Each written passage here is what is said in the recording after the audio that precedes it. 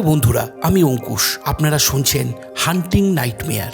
আজ আমি এক্সপ্লেন করতে যাচ্ছি 2025 সালে মুক্তি পাওয়া ইন্দোনেশিয়ান হরর হোটেল সাকুরা মুভির ভয়ঙ্কর কাহিনীটি। চলুন তাহলে এবার কাহিনীতে ফেরা যাক।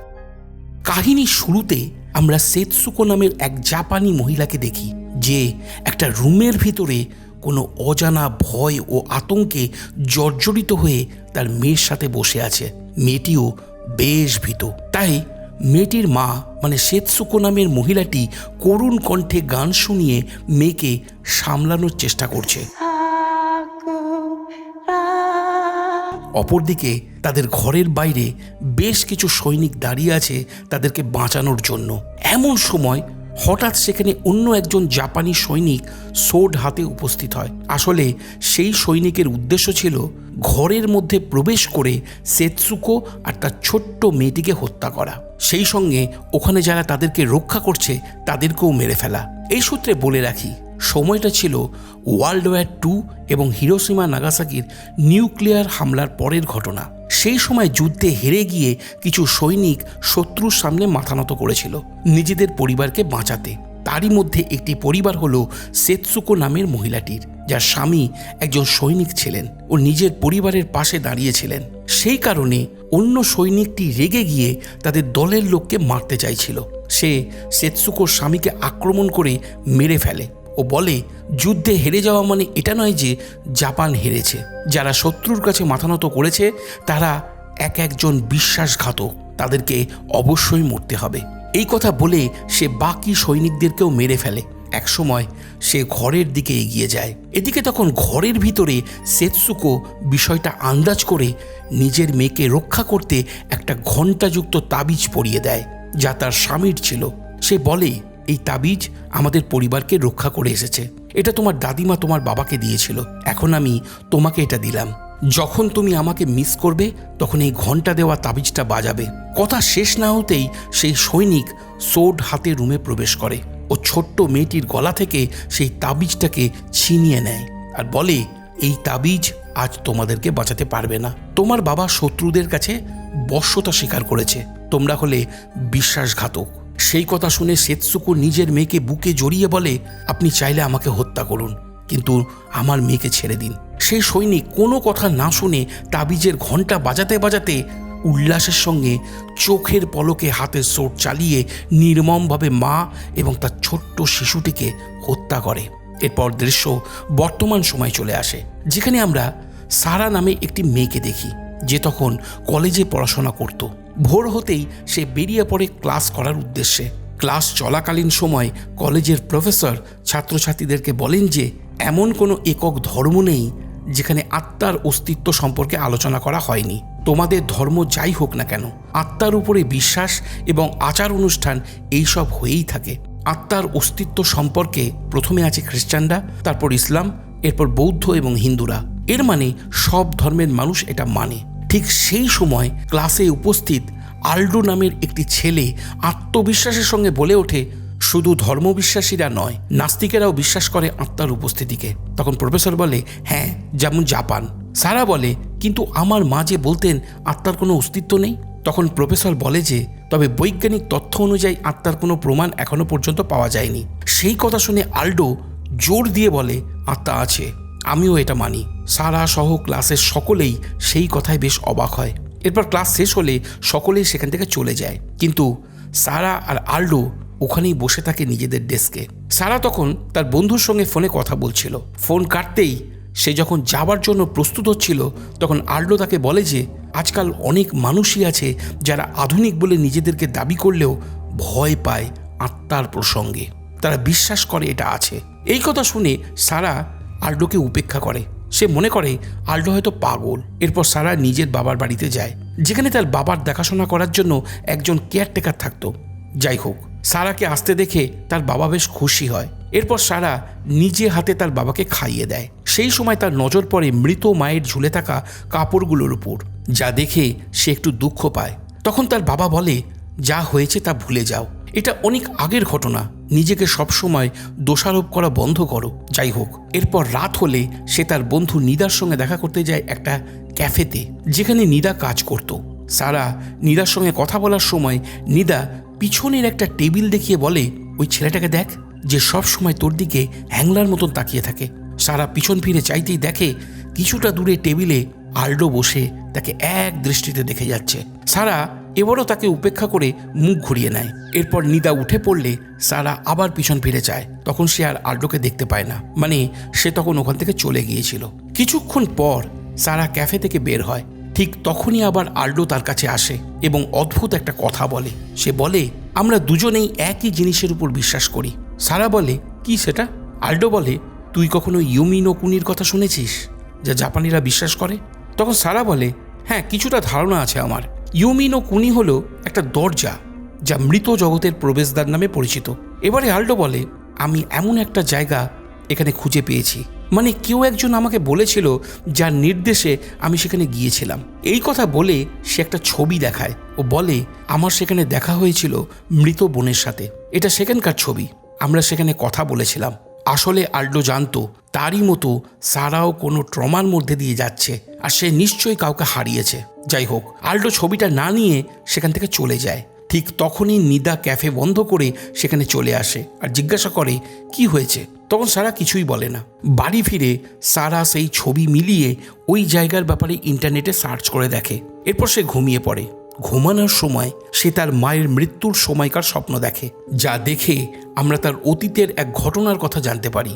আসলে তার মা একটা সাধারণ চায়ের দোকান চালাতো এবং সেই সঙ্গে ডেলিভারি শপে কাজ করত। কিন্তু এই বিষয়টা সারা পছন্দ করতো না, কারণ তার বন্ধুরা তার মায়ের কাজ এবং স্ট্যাটাস সম্পর্কে জেনে অনেক হাসি মজা করত। তাই সারা মূলত তার মায়ের কাজ নিয়ে লজ্জিত ছিল, আর এই কারণেই সে তার মাকে তার বন্ধুবান্ধবদের সামনে এড়িয়ে চলত। একদিন সারা তার বন্ধুর গাড়িতে চেপে কোথাও যাচ্ছিল। তখন গাড়িটা ট্রাফিক সিগন্যালে পৌঁছে দাঁড়ালে সারা সেখানে তার মাকে কর্মরত অবস্থায় দেখতে পায়। মানে তার মা স্কুটারে চেপে ডেলিভারি করতে যাচ্ছিল। মাকে দেখতেই সারা আবারও তাকে উপেক্ষা করে, কিন্তু কিছুক্ষণ পরেই দেখা যায় একটা দুর্ঘটনার দৃশ্য, যেখানে একটা অ্যাক্সিডেন্টে তার মা মারা গেছে। এরপর থেকে সারা এক অপরাধ বোধে ভুগছে। এমনকি সেই সময়, মানে যখন তার মায়ের দুর্ঘটনা ঘটে, তখন সেখানে যতজন লোক উপস্থিত ছিল তাদেরকে সারা অতীতের ট্রমার মতন হ্যালুসিনেশন বা স্বপ্নে দেখতে পেত। এখনও সারা সেই লোকগুলোকে তার স্বপ্নে দেখে আর অনেক ভয় পেয়ে যায়। সে ঘুম থেকে জেগে ওঠে, কিন্তু তখনও যেন সেই লোকগুলো তারই দিকে এগিয়ে আসছিল। সে ভয়ে বিছানা থেকে পড়ে যায়। এরপর রাত হলে সারা তার বান্ধবী নিদাকে আল্ডোর কথা বলে এবং তার রেখে যাওয়া ছবিটা দেখায়। যে ছবির জায়গাটা হলো একটা হোটেল, যার নাম সাকুরা। মনে রাখবেন, এই নামেই কিন্তু মুভির নাম রাখা হয়েছে। যাই হোক, এরপর সারা বলে সে সেখানে যেতে চায় আর তার মার সঙ্গে কথা বলতে চায়, ঠিক যেমনটা আল্ডো তার বোনের সঙ্গে করেছিল। সেই কথা শুনে নিদা তাকে বুঝিয়ে বলে তার মা জান্নাতে শান্তিতে আছে আর তাদেরকে শান্তিতে থাকতে দেওয়াটাই উচিত। কিন্তু এই কথা শুনে সারা খুবই দুঃখ পায়। তখন নিদা বাধ্য হয়ে তার কথা মেনে নেয়। এরপরেই তারা দুজনে মিলে সেই হোটেলের উদ্দেশ্যে রওনা হয়। হোটেলে পৌঁছে ভিতরে ঢুকলে তারা সেখানে কাউকেই দেখতে পায় না। ঠিক তখনই সারার সামনে দিয়ে একজন মহিলা দ্রুত হেঁটে চলে যায় আর হঠাৎ কোথায় হারিয়ে যায়। সারা সেই মহিলাকে চারদিকে খুঁজতে থাকে, কিন্তু সে তাকে কোথাও দেখতে পায় না। নিদা বলে হয়তো ওই মহিলা কোনো অতিথি হবে। এরপর তারা রিসেপশনে বেল বাজিয়ে হাঁকডাক করতে থাকে, কিন্তু কেউ সেখানে আসে না। এরপর তারা যখন সেখান থেকে চলে যেতে চায়, তখন হঠাৎ কোথা থেকে যেন রিসেপশনিস্ট চলে আসে। রিসেপশনিস্টের নাম হলো ইন্দর্ত। সে তাদেরকে হোটেলে স্বাগত জানায় আর জিজ্ঞাসা করে তারা কত দিনের জন্য সেখানে থাকতে চায়। সারা বলে তারা 3 রাত সেখানে থাকতে চায়। ঠিক তখনই নিদা লক্ষ্য করে যে সেখানে রুম নাম্বার 7-এর পর 9 নম্বর রুমের চাবি আছে, কিন্তু 8 নম্বর সংখ্যাটা সেখানে নেই। নিদা তখন এই ব্যাপারে ইন্দোরকে জিজ্ঞাসা করে, কিন্তু সে কোনো উত্তর দেয় না। তখন সারা বলে হোটেলটা তো শান্ত কেন? এবারে ইন্দোর তো বলে কাকতালীয় বিষয় হলো যে আজ রাতে আপনারা দুজন শুধু আমাদের গেস্ট। সারা বলে তাহলে যে এখানে একজন মহিলাকে দেখলাম? ইন্দোর তো সেই কথা অস্বীকার করে বলে এখানে তাদেরকে ছাড়া আর কেউ নেই। এরপর উনি পাক ফিকার নামে একজন হোটেলের স্টাফ সদস্যকে ডাকে তাদেরকে রুমে নিয়ে যাওয়ার জন্য। কিছুক্ষণ পরেই সকলকে চমকে দিয়ে সেখানে পাক ফিকার উপস্থিত হয়। ইন্দোর তো পাক ফিকারকে রুম নম্বর 5-এর চাবি দেয় এবং বলে ওদেরকে তার সঙ্গে নিয়ে যেতে। যাওয়ার সময় সারা ফিকারের কাছে জানতে চায় এখানে আর কেউ থাকে কিনা, কারণ সে একটু আগেই এখানে একজন মহিলাকে দেখেছিল। উত্তরে ফিকার বলে, না, এটা আপনার কল্পনা মাত্র। এরপর সিঁড়ি ভেঙে ওঠার সময় আমরা তাদের পিছনে আবার সেই মহিলাটিকে দেখতে পাই। যাই হোক, তারপর দুজনে তাদের রুমে পৌঁছায়, যা বেশ বড় ছিল। নিদা যখন সেই রুমের আলমারি খুলে চেক করে তখন সেখানে একটা ঝাঁটা খুঁজে পায়, যা দেখে সে মজা করে বলে এটা জিন তাড়ানোর কাজে ব্যবহার করা হয়। হাসি মজা করার পর সারা ফ্রেশ হওয়ার জন্য চলে যায় বাথরুমে। সেই সময় আয়নার কাঁচে কারোর প্রতিচ্ছবি দেখে, যেটা দেখে সে খুবই ভয় পায়, কিন্তু পিছন ঘুরে দেখলে কাউকে সেখানে দেখতে পায় না। শুধু তাই নয়, যখন সে আবার আয়নার দিকে দেখে তখন কেউ যেন তার নাম ধরে ডেকে ওঠে, আর আবারও তার প্রতিচ্ছবি দেখে। এবারে সে আরও বেশি ভয় পেয়ে যায়। সে তৎক্ষণাৎ বাথরুম থেকে বেরিয়ে আসে, যেখানে তখন নিদা তার জন্মদিনের কেক হাতে দাঁড়িয়ে। এরপর সে জন্মদিন উদযাপন করে, কারণ আসলে আজ সারার জন্মদিন ছিল। জন্মদিনের মাঝে সারা ভুলে যায় তার সাথে আগে ঠিক কী ঘটেছিল। যাই হোক, ক্যান্ডেল নিভাতেই নিদা বলে যে সারার সব ইচ্ছা যেন পূরণ হোক। এই প্রসঙ্গে তোমাদেরকে একটা বিষয় পরিষ্কার করে দিই যে সারার প্রথম ইচ্ছাই ছিল তার মৃত মায়ের সঙ্গে দেখা করা এবং তার সাথে কথা বলা। যাই হোক, এরপর নিদা সারাকে একটা গিফট দেয়, যেটা মুভির প্রথমে দেখা ঘন্টা দেওয়া তাবিজের মতোই একটা হাতের ব্রেসলেট ছিল। বলতে গেলে এখানে ছোট্ট ঘন্টাটাই হলো আসল বিষয়। গিফট পেয়ে সারা বেশ খুশি হয়ে যায়। এরপর সারা তার মায়ের ছবির সামনে বসে বলে, আশা করি আজ সে এখানেই তার সাথে দেখা করবে। আর এই কথাগুলো বলে সারা ঘুমিয়ে পড়ে। কিন্তু ঘুমানোর পর তার সামনে একটা ভয়ঙ্কর জিন এসে দাঁড়ায়, যাকে সেতসুকোর জিনই বলা চলে। সেই জিন সারাকে ডাকতে থাকে। তার ঘুম ভাঙতেই জিন অদৃশ্য হয়। পরের দিন তারা দুজন খাবার টেবিলে বসে, তখন সেখানে ফিকার আসে।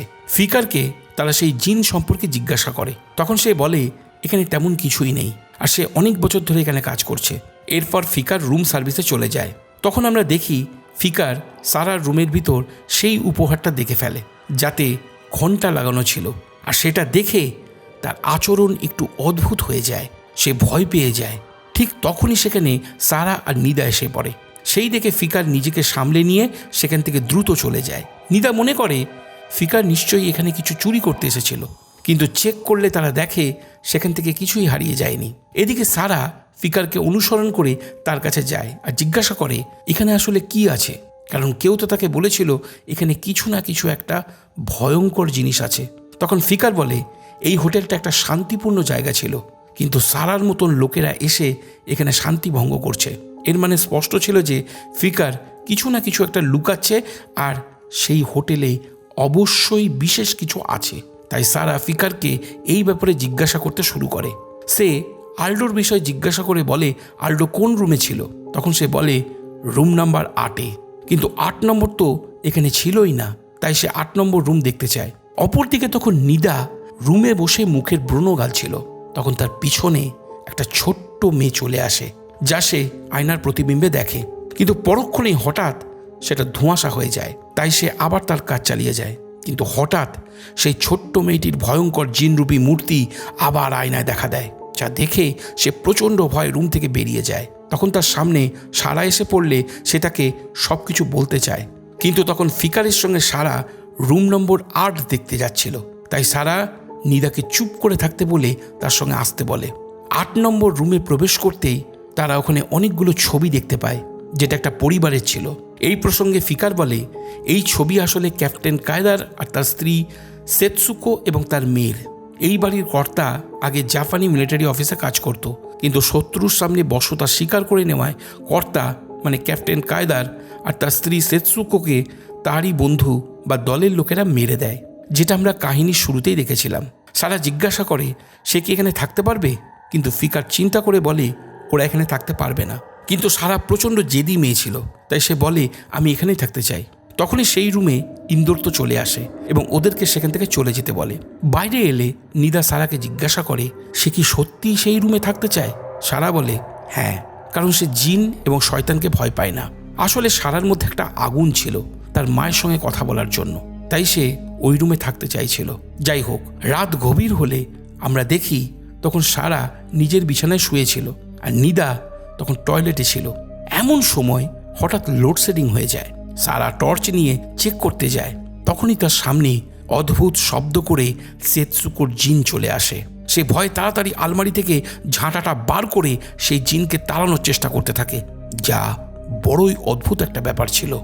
যাই হোক, তখন নিদা সেতসুকোর মেয়ের জিনকে দেখতে পায়, যা দেখে সে ছুটে পালিয়ে যায়। তখন তারা দুজনেই অনেক বেশি ভয় পেয়েছিল। ঠিক তখনই লাইট জ্বলে ওঠে, আর সেই সঙ্গে ইন্দোর তো চলে আসে। সে বলে, আমাকে মাফ করবেন, এই হোটেলটা পুরনো, তাই এখানে ইলেকট্রিকের একটু সমস্যা আছে। এই কথা বলে সে চলে যেতেই সারা বলে, আলডো ঠিকই বলেছিল, এখানে অবশ্যই কোনো দরজা আছে, অর্থাৎ অন্য জগতের দরজা, মানে এখানে ইয়োমি নো কুনির কথা বলা হয়েছে। পরদিন সারা নিদার উপহার দেওয়া ব্রেসলেটটা হাতে পরে বসেছিল। তখন ফেকার ব্রেকফাস্ট দিতে এলে সেই ব্রেসলেটটাকে দেখলে সে সারাকে বলে, আপনার কিন্তু এই ব্রেসলেটটা হাতে না পরাই ভালো, আপনার ভালোর জন্যই কথাটা বললাম। সারা বিচলিত হয়ে বলে, কেন? এমন সময় সেখানে ইন্দোর তো আসে আর ফিকারকে অন্য কাজে সাহায্য করার জন্য ডেকে নিয়ে যায়। এরপর যখন সারা আর নিদা একসাথে ছিল, তখন হঠাৎ জোরে বাজ পড়ার শব্দ হলেই ওখানকার লাইটগুলো ফ্লিকার করতে শুরু করে। ব্রেসলেটের ঘণ্টার শব্দ হোটেলময় ছড়িয়ে পড়ে। তারা দুজন দ্রুত রুমের দিকে যায়, আর রুমে পৌঁছিয়ে জানালা বন্ধ করতে গেলে নিদা ওই একই বাচ্চা মেয়ের জিনকে দাঁড়িয়ে থাকতে দেখে ছাদের কোণে। সে প্রচণ্ড ভয় পেয়ে যায়, কিন্তু তারা তখন এটাকে উপেক্ষা করার চেষ্টা করছিল, কারণ তাদেরকে ওখানে থেকে সারার ইচ্ছাকে পূরণ করতে, মানে মৃত মায়ের সঙ্গে কথা বলার ছিল। যাই হোক, এরপর তারা ঘুমিয়ে পড়লে আমরা সেতসুকোর জিনকে দেখি, যে তখন সেই হোটেলটার ভিতরেই ছিল আর হোটেলময় ঘুরে বেড়াচ্ছিল। এরপর আমরা সারাকে লক্ষ্য করি, যে ঘুমের মধ্যে তার মাকে দেখতে এবং তার কণ্ঠস্বর শুনতে পাচ্ছিল। একসময় সে তার মাকে ডাকতে থাকে। এদিকে পাশে শুয়ে থাকা নিদার ঘুম ভাঙলেই সে দেখে বিছানায় সারা নেই, তার ঘর অন্ধকার। সে তাড়াতাড়ি টর্চ জ্বালে আর দেখে বিছানার উপরে সেই বাচ্চা মেয়েটির জিন দাঁড়িয়ে লাফিয়ে যাচ্ছে। নিদা রুম থেকে পালাতে গেলে বাচ্চাটা তার একেবারে সামনে চলে আসে। নিদা ভয়ে তাড়াতাড়ি আলমারি খুলে ঝাঁটা হাতে তুলে নেয় আর দেখে এবারে সেই বাচ্চা মেয়েটির জিন আলমারির উপরে বসে আছে আর মা মা বলে ডাকছে। অপরদিকে তখন সারা অন্য কোথাও পৌঁছে গেছে মাকে অনুসরণ করে। সে তখনও তার মাকে ডাকছে। এমন সময় তার মা পিছন ফিরে তাকায় এবং সে তার মায়ের ভয়ঙ্কর মুখ দেখে। তখনই তার ঘুম ভেঙে যায়। সে বুঝতে পারে এটা তার একটা দুঃস্বপ্ন ছিল। কিন্তু আমরা লক্ষ্য করি সারা রুম নম্বর 8-এ আছে, কিন্তু সে কিভাবে এখানে এলো তা সে নিজেও জানে না। এদিকে তখন নিদা হোটেল থেকে পালানোর চেষ্টা করলে সর্বত্র জায়গায় সেই বাচ্চা মেয়ের জিনকে দেখতে পায়, যা দেখে নিদা বেশ ভয় পেয়ে যায়। অপরদিকে তখন সারা রুমের দরজা খুলে পালানোর চেষ্টা করছে, কিন্তু দরজা খুলছে না। এমন সময় সে ঘাড় ঘোরালে দেখে রুমের মাঝে দাঁড়িয়ে আছে ভয়ঙ্কর জিনরূপী সেতসুকো। ক্রমেই সে সারার হাতের ব্রেসলেটে ঝুলে থাকা ঘণ্টার শব্দ শুনে আকৃষ্ট হচ্ছিল। সারা আবারও পালানোর চেষ্টা করতে থাকে, কিন্তু দরজাটা বন্ধ ছিল। এদিকে তখন নিদা ভয়ে ঘাবড়িয়ে পালানোর চেষ্টা করছিল। এমন সময় হঠাৎ সারার ডাক শুনতে পেলে সে ছুটে যায় সেই 8 নম্বর রুমে। সে কোনো রকমে সারাকে ওই রুম থেকে বের করে আনে। তারপর তারা আর দেরি না করে সোজা নিজের বাড়িতে ফিরে যায়।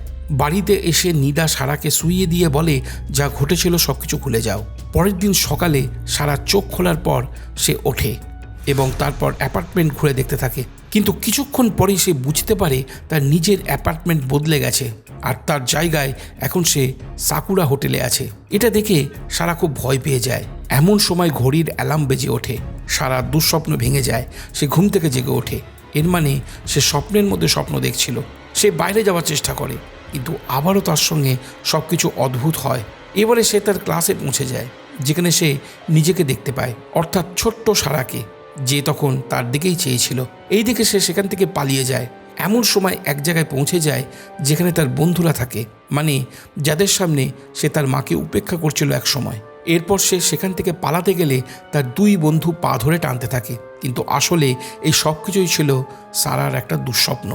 যাই হোক, সন্ধ্যের সময় যখন নিদার সঙ্গে ক্যাফেতে বসে, তখন নিদা তাকে বলে যে ওই হোটেলে যাওয়া তাদের সবচেয়ে বড় ভুল ছিল। সেই কথা শুনে সারা বলে তার সঙ্গে অদ্ভুত সব ঘটনা ঘটছে।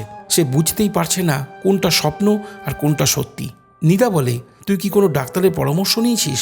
উত্তরে সারা বলে তার ডাক্তারের কোনো প্রয়োজন নেই, কারণ তার সাথে যা ঘটছে তা কোনো স্বাস্থ্যগত সমস্যার কারণে হচ্ছে না। আর এই সব কথা বলতে বলতে সে কেঁদে ওঠে। তখন নিদা তাকে সামলায় এরপর সারা নিজের রুমে গিয়ে ঘুমানোর চেষ্টা করে, কিন্তু তার ঘুম আসে না। এমন সময় সে সেতসুকোর কণ্ঠস্বর শুনতে পায় যে তার মেয়েকে খুঁজছিল। ডাক শুনে সারা তার মুখ কম্বল দিয়ে ঢেকে নেয়। তখনই সে অনুভব করে কেউ যেন ধীরে ধীরে তার শরীরের উপর চড়ে বসছে। সে চোখ খুলতেই দেখে সেতসুকোর জিনকে। ভয়ে সে পালাতে চায়, কিন্তু পালাতে পারে না, কারণ দরজা বন্ধ ছিল। তারপর কোনো রকমে সে দরজা খুলে ছাদের উপর চলে যায়। সেখানেও সে সেতসুকোর জিনকে দেখতে পায়, যে পরক্ষণেই ছাদ থেকে ঝাঁপিয়ে পড়ে। সেই দৃশ্য দেখে সারা প্রচণ্ড ভয় পেয়ে যায় এবং সে দৌড়াতে শুরু করে। নিচে নেমে আসতে সে নিজেকে আবিষ্কার করে সেই হোটেলে। দরজা খুলে করিডোরে আসতেই সে আবার সেতসুকোর জিনকে দেখতে পায়। সারা নিজেকে লুকিয়ে নেয়, কিন্তু সব জায়গায় সেই জিন চলে আসে। একসময় সে সারার একেবারে সামনে চলে আসে। তখন তার ঘুম ভেঙে যায়। এর মানে এটাও তার দুঃস্বপ্ন ছিল। যাই হোক, বারংবার ভয়ঙ্কর দৃশ্য দেখার কারণে সে মানসিকভাবে অনেক দুর্বল হয়ে পড়ে এবং সে কাঁদতে শুরু করে। এর মানে এখনও পর্যন্ত তার সাথে যা ঘটে চলেছিল সবই হলো একটা দুঃস্বপ্ন। পরের সিনে আমরা সারার বাবাকে দেখি, যে তখন নিদাকে কল করে সারার ব্যাপারে জানতে চাইছিল। অনেক দিন ধরেই সারা ফোন ধরছিল না। তখন নিদা সারার বাবাকে বলে যে সে আজই সারার সাথে দেখা করবে। কাজ শেষ করে সে সারার রুমে যায়, যেখানে সারা একা বসেছিল। নিদা সারাকে সামলায় আর একটাই চমকপ্রদ কথা জিজ্ঞাসা করে, 3 দিন ধরে সে কোথায় লুকিয়েছিল, কারণ 3 দিন ধরে সারা তার রুমে আসছিল না। তখন সারা নিদাকে বলে সে তো এখানেই ছিল, কোথাও যায়নি। কিন্তু নিদা নিশ্চিত ছিল যে সে তার রুমে ফেরেনি। তাই সারা বলে ওঠে হয়তো তাদের মধ্যে কেউ একজন পাগল হয়ে গেছে। সারা আবারও কেঁদে ওঠে আর বলে প্রতিদিন সে একটা স্বপ্ন দেখে, আর সেই স্বপ্নে সে যে কোনোভাবে ওই হোটেলে পৌঁছে যায়। আর তাই হয়তো গত 3 দিন ধরে সে এখানে ছিল না। হতে পারে সেতসুকোর জিন তাকে ওই হোটেলে টেনে নিচ্ছিল। নিদা পরিস্থিতি বিচার করে সারাকে সামলে নেয় আর ঘুমাতে সাহায্য করে। ঠিক তখনই আমরা লক্ষ্য করি বাইরে থেকে অ্যাপার্টমেন্টের সিকিউরিটি গার্ড ঝুঁকে ভিতরে তাকাচ্ছে। এরপর সে কিছু একটা দেখে এবং অদ্ভুত রিয়াকশন করে সেখান থেকে চলে যায়। সারা ঘুমিয়ে পড়তেই আবারও সে পৌঁছে যায় সেই হোটেলে। সে সেতসুকোকে দেখে যে কফির কাপ নিয়ে বসে আছে, আর সেই বাচ্চা মেয়েটি ছুটে ছুটে খেলে বেড়াচ্ছে। কিন্তু ঠিক তখনই সে তার মাকে দেখতে পায়, যে অন্য রুমের দিকে হেঁটে যাচ্ছে। সারা দ্রুত তার মায়ের দিকে যায়, কিন্তু মা সেখানে নেই।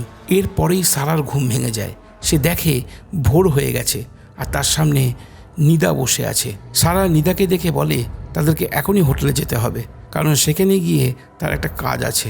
যদি নিদা বুদ্ধিমান হতো তাহলে সে সারাকে আটকাতো, কিন্তু নিদা এতটাও বুদ্ধিমান ছিল না। তাই সে তার সঙ্গে হোটেলে যেতে লাগলো। কিন্তু পথে যাওয়ার সময় গাড়ি ওভারহিটিংয়ের কারণে মাঝপথে থেমে যায়।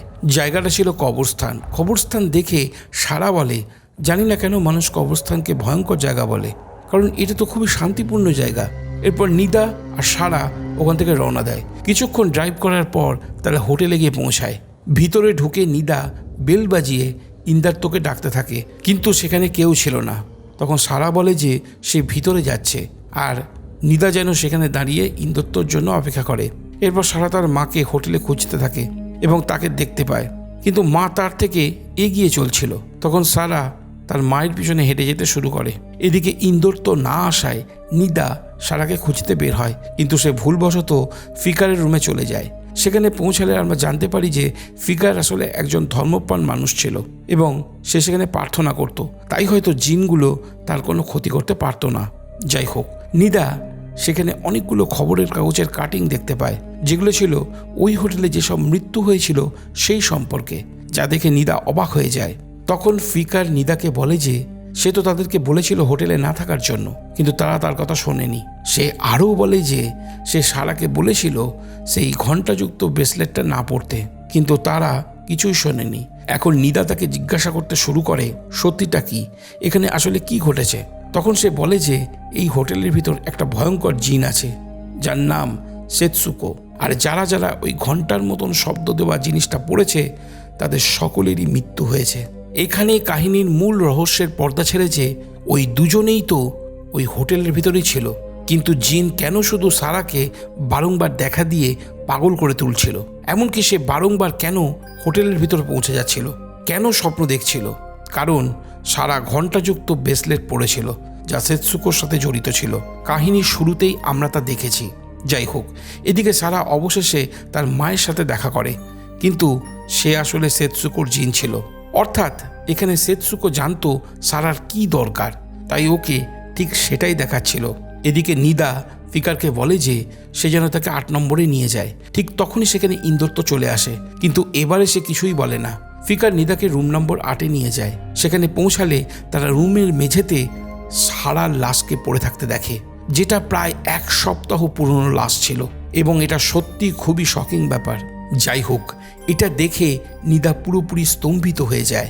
সবাই অবাক হয়ে যায়, কারণ সে 1 সপ্তাহে অনেকবার সারার সাথে দেখা করতে এসেছিল। পরিস্থিতি এখান থেকে অনেক অদ্ভুত হয়ে ওঠে। সারার লাশ সেখান থেকে নিয়ে যাওয়া হয় এবং রিপোর্ট অনুযায়ী জানা যায় সারার মৃত্যু 1 সপ্তাহ আগে ঘটেছিল। এরপর সারাকে কাস্টাডিতে ডেকে জিজ্ঞাসাবাদ করা শুরু হয়, যেখানে ইন্দোর বলে যে সারা আর নিদা একসাথে এসেছিল, কিন্তু ওখান থেকে শুধু নিদা একাই ফিরে গিয়েছিল। সে নিদাকে ওখান থেকে বের হতে দেখেছিল। এবারে তোমাদের সামনে চমকে দেওয়ার মতন সত্যিটা বেরিয়ে আসবে, তবে এতটুকুই নয়। তদন্তের স্বার্থে সারার অ্যাপার্টমেন্টের সিকিউরিটি গার্ডকে কাস্টাডিতে ডেকে আনা হয় বয়ান নেওয়ার জন্য। সে বলে যে নিদা কয়েকদিন ধরে সারার কাছে আসছিল, কিন্তু সারা তো তার রুমে ছিলই না। সে তো প্রায় 1 সপ্তাহ ধরে নিখোঁজ ছিল। আর সেই দিনের কথা বলা হয় যেদিন সিকিউরিটি গার্ড উঁকি দিয়ে দেখেছিল সারার রুমের ভিতরে। আসলে সে সেদিন দেখেছিল নিদাকে চুপচাপ একলা সারার রুমের ভিতরে বসে থাকতে। পরে সে একাই ঘুমিয়ে পড়ে, আর তখন তার আচরণ অনেক অদ্ভুত ছিল। এর মানে আজ পর্যন্ত সে সারার আত্মার সঙ্গে ছিল। জিজ্ঞাসাবাদ পর্ব শেষ হলে স্পষ্ট হয়ে যায় যে সারা ইতিমধ্যেই মারা গিয়েছিল, আর নিদাই ছিল যে সারাকে দেখতে পাচ্ছিল। কিন্তু এর মানে এই না যে সারা সেখানে উপস্থিত ছিল। এরপর নিদাকে জিজ্ঞাসাবাদ করা হয়। তখন নিদা বলে যে সারা তো বেঁচে আছে আর তার সঙ্গেই আছে, কিন্তু ডিটেকটিভ ডোজেন বলে না, সে আর বেঁচে নেই। আর যদি তাই হয় তাহলে নিশ্চয়ই নিদা ওকে মেরে ফেলেছে। তখন নিদা বলে সে কিভাবে সারাকে মারতে পারে। তবে নিদা নিশ্চিতভাবে বলে যে সারাকে সেতসুকোর জিন মেরেছিল, কিন্তু ডিটেকটিভ তার কথা বিশ্বাস করে না আর সেখান থেকে উঠে চলে যায়। তখন নিদা পাগলের মতন আচরণ করতে থাকে। আর এখন তোমরা নিশ্চয়ই বুঝতে পারছো সারা কেন বারবার হোটেলে স্বপ্ন দেখত। কারণ আমাদেরকে দেখানো হচ্ছিল যে সে বেঁচে আছে, কিন্তু সে পূর্বেই মারা গেছে। এই বিষয়টা সারার আত্মা তখনও মেনে নিতে পারছিল না, কারণ সারা জানতো না যে সে মারা গেছে। তবে সবশেষে সে হোটেলে পৌঁছিয়ে তার মায়ের সাথে দেখা করতে পেরেছিল। এরপর দৃশ্য একটু এগিয়ে যায়, যেখানে জানা যায় যে নিদা এখনো মানসিক হাসপাতালে ভর্তি। নিদা তখনও সারাকে দেখতে পেত, তাই সে সারাকে বলে তুই কি এখনো বেঁচে আছিস? সারা বলে হ্যাঁ। তুই কি জানিস তারা আমাকে বলেছিল আমি নাকি পাগল। তারা বিশ্বাস করে না তুই এখনো বেঁচে আছিস। তারা আমার মতন তোকে দেখতে পায় না, তাই তারা আমার কথা বিশ্বাস করে না। তারা মনে করে আমি তোকে মেরেছি।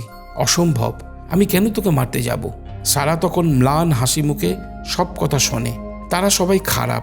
এই কথা বলতে বলতে নিদা কেঁদে ফেলে, আবার হাসতেও থাকে। সারা বলে কিন্তু আমরা খারাপ নই। এই কথা বলে সে সেতসুকোর মেয়ের সাথে পরিচয় করিয়ে দেয় এবং তাকে দেখায়। ঠিক তখনই পাশে হেঁটে যাওয়া একটি নার্সের হাত থেকে একটা চাবির গোছা মাটিতে পড়ে যায়। শব্দটা ঘন্টার শব্দের মতন শোনাতেই একটা হাসির শব্দ ভেসে আসে। নিদা নিজেকে সেই হোটেলে আবিষ্কার করে, যেখানে তখন তার পিছনে সেতসুকোর ভয়ঙ্কর জিন দাঁড়িয়েছিল।